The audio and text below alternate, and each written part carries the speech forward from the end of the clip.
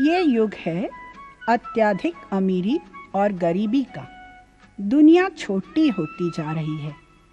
हम दुनिया भर के लोगों से संपर्क कर सकते हैं, पर अक्सर नहीं जानते कि हमारे पड़ोस में कौन रहता है।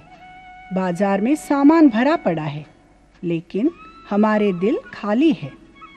ऐसी दुनिया में क्या यह संभव है कि एक साधारण आदमी कुछ बदलाव ला सके? क्या परिवर्तन के लिए कोई पहल कर सके? जवाब है हाँ।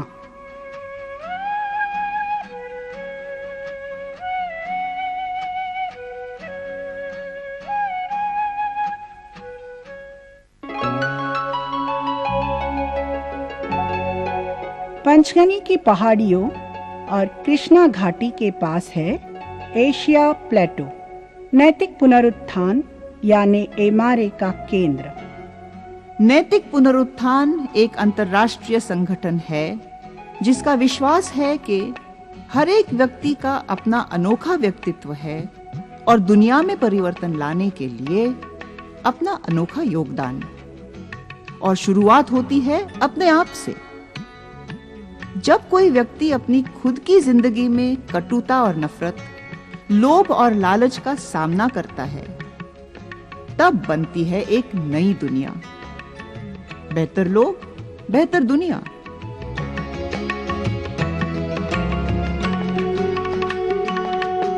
(1963) में राजमोहन गांधी और उनके साथियों ने एक राष्ट्रव्यापी यात्रा का आयोजन किया। एक स्वच्छ, मजबूत और संगठित देश के लिए युवकों को प्रशिक्षित करने के लिए शिविरों का आयोजन किया गया। एक शिविर पंचगनी में हुआ, जिसके बाद वहां के नागरिकों ने एक स्थायी केंद्र बनाने का सुझाव दिया। सिर्फ पथरीली वीरान जमीन, कुछ झाड़ियां और खाते में केवल 1800 रुपए, मगर श्रद्धा के साथ निर्माण का काम शुरू हुआ। पहली राशि पुणे के एक विधवा से मिली। उन्होंने 10,000 रुपए दिए, जो उनके पति की छोड़ी हुई पूंजी का आधा हिस्सा था। ऑस्ट्रेलिया के एक आर्किटेक्ट ने बिना कोई फीस लिए केंद्र का नक्शा बनाया। अपने पैसों से वे इस काम के लिए 17 बार ऑस्ट्रेलिया से भारत आए। हजारों लोगों ने नकद और सामान देकर अपना सहयोग दिया। 1968 में पहली इमारत वैली व्यू का उद्घाटन हुआ। रॉक व्यू 1969 में बनी। इन दोनों इमारतों में 200 लोग ठहर सकते हैं।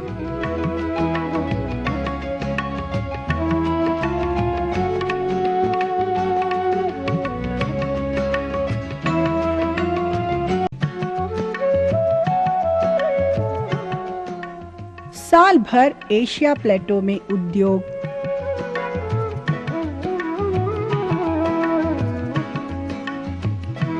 सेना,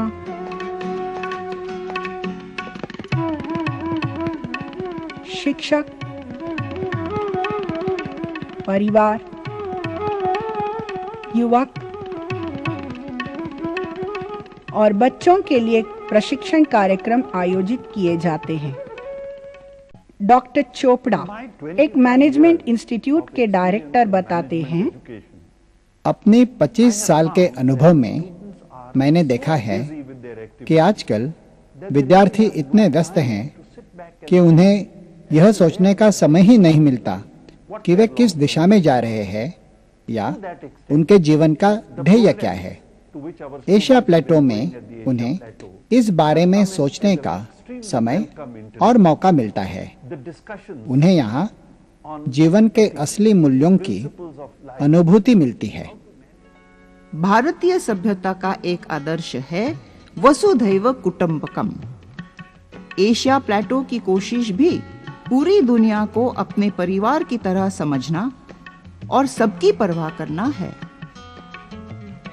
इसलिए कृषि, मानवीय हक, शांति में महिलाओं का योगदान, इस प्रकार के विषयों पर अंतर्राष्ट्रीय अधिवेशन यहाँ आयोजित किए जाते हैं।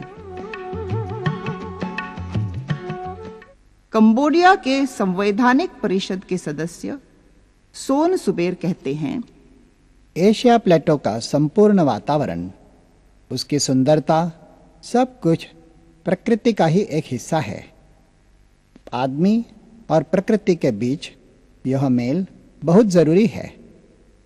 एशिया प्लेटो एक तरह की शांति और आध्यात्मिक शक्ति देता है जो चरित्र को आगे बढ़ाने के लिए आवश्यक है। एशिया प्लेटो के सभी कार्यक्रमों की एक विशेषता है, भाग लेने वाले प्रत्येक व्यक्ति का सभी कामों में हाथ बटाना।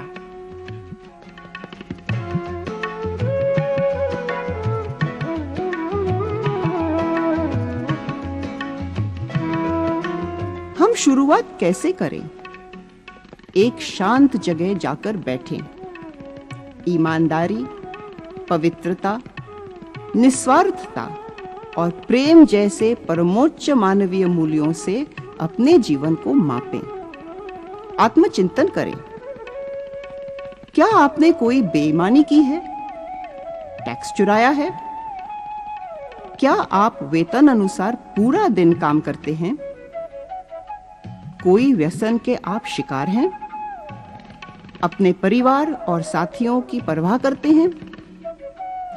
आपके दिल में किसी के प्रति कटुता, नफरत या अलगाव है? आपकी कथनी और करनी के अंतर के बारे में विचार कीजिए। समाज से जिन मूल्यों की आप आशा रखते हैं, क्या आप खुद उन पर अमल करते हैं? व्यक्तिगत तथा सामाजिक परिवर्तन के लिए क्षमा याचना और प्रायश्चित महत्वपूर्ण है। व्यक्तिगत परिवर्तन के अनुभव लोगों में विश्वास और आशा बढ़ाते हैं कि हालात बदल सकते हैं। ये अनुभव लोगों को मुक्त करके उन्हें परिवर्तन की रोशनी समाज में फैलाने की प्रेरणा देते हैं। एशिया प्लेटो लोगों को आह्वान करता है कि समस्या के बजाय समाधान का हिस्सा बने। एशिया प्लेटो व्यक्ति की सहायता करता है और उन्हें संवेदनशील बनाता है ताकि वह अपनी जागरूक चेतना और अंतरात्मा के संपर्क में रहे। शांत का समय हमें अच्छी तरह सोचने में सहायक है। बोलते रहने के बजाय सुनने की आदत को बढ़ाता है, जो किसी भी वार्तालाप के लिए सहायक है। मुंबई के प्रसिद्ध चाइल्ड स्पेशलिस्ट डॉक्टर R.K. आनंद कहते हैं, मेरे वरिष्ठ अधिकारी के प्रति दिल में बसी गहरी कटुता का मैंने यहाँ इलाज पाया। इस कटुता ने मेरी दूरदृष्टि और देश प्रेम को धुंधला कर दिया था। क्षमा याचना के पत्र ने मुझे इस कटुता से मुक्त कर दिया। इससे मुझे शक्ति मिली कि एक महत्वपूर्ण ग्राहक संघ का निर्माण करूं, स्तनपान को दुनिया में बढ़ावा दूं, शिशु पालन पर किताबें लिखूं तथा भ्रष्टाचार के खिलाफ आवाज उठाऊं। यह सब मैंने एक व्यस्त डॉक्टर होने के बावजूद किया।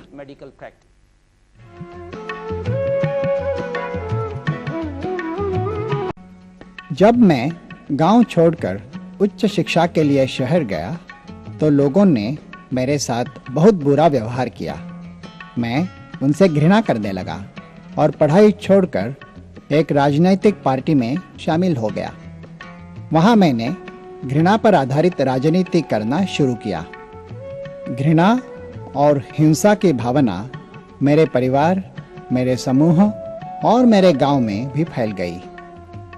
मेरे गांव में 2 राजनीतिक पार्टियां थी। मेरे और दूसरे नेता के आपसी फूट के कारण गांव का विकास रुक गया था। मैंने उनसे माफी मांगी और आज हम मिलकर काम करते हैं। हम दोनों ने गांव में एक नया स्कूल बनवाया। मैंने मछली पालन के लिए एक तालाब बनाने के कार्य की शुरुआत की, जिससे हमारा गांव आत्मनिर्भर बन सका। एक मशहूर अखबार ने एशिया प्लेटो को आशा की किरण कहा है। एशिया प्लेटो सभी के लिए हर समय खुला है, चाहे वह किसी भी पद पर हो या जाति, संप्रदाय या धर्म का हो। एशिया प्लेटो हर व्यक्ति को परिवर्तन की पहल के लिए शक्ति और प्रेरणा देता है। एशिया प्लेटो नए विचारों का स्रोत है।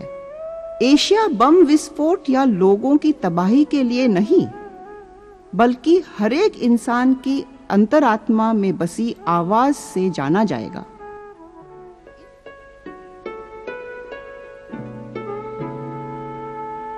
परम पूजनीय दलाई लामा ने एक अधिवेशन का उद्घाटन एशिया प्लेटो में किया था।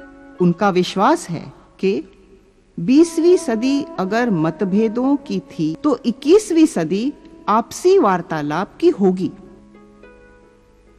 एशिया प्लेटो एक public trust friends of moral rearmament India द्वारा संचालित है।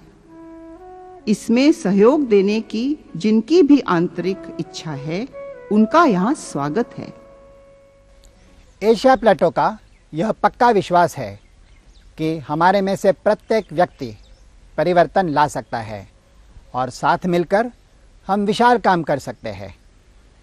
दुनिया को थोड़ा और शांत, स्वच्छ और सुंदर बनाने के इस प्रयास में आपका स्वागत है।